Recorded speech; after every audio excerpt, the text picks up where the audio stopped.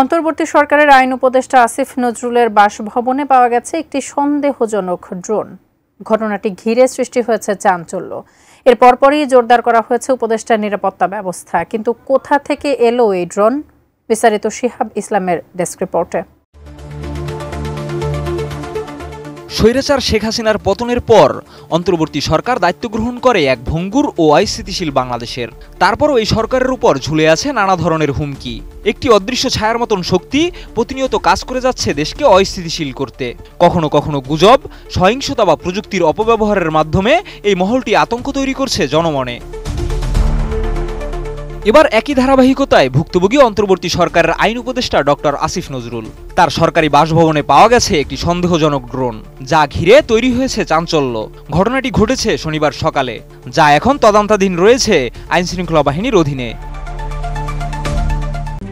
RICL TMX, যুগের পর যুগ স্থাপনা থাকে মজবুত।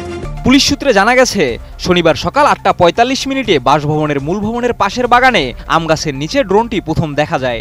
বাগান পরিচর্যার সময় মালি সালমা হক ড্রোনটি খুঁজে পান এবং তা আইন উপদেষ্টার পার্সোনাল অফিসার দেলোয়ার হোসেনের কাছে হস্তান্তর করেন। খবর পেয়ে সকাল 10:30টার দিকে ঘটনাস্থলে পৌঁছায় ঢাকা মেট্রোপলিটন পুলিশের counter terrorism and transnational crime ইউনিটের সিটি সাইবার ক্রাইম ইনভেস্টিগেশন ডিভিশনের ডিজিটাল ফরেন্সিক টিম। তারা ড্রোনটি উদ্ধার করে নিজেদের হেফাজতে নেয়। ঢাকা মহানগর পুলিশ কমিশনার শেখ সাজ্জাদ আলী জানিয়েছেন, ড্রোনটি ফরেনসিক পরীক্ষার জন্য পাঠানো হয়েছে। কে বা কারা এটি উড়িয়েছে এবং কী উদ্দেশ্যে ব্যবহার করা হয়েছিল তা খতিয়ে দেখা হচ্ছে।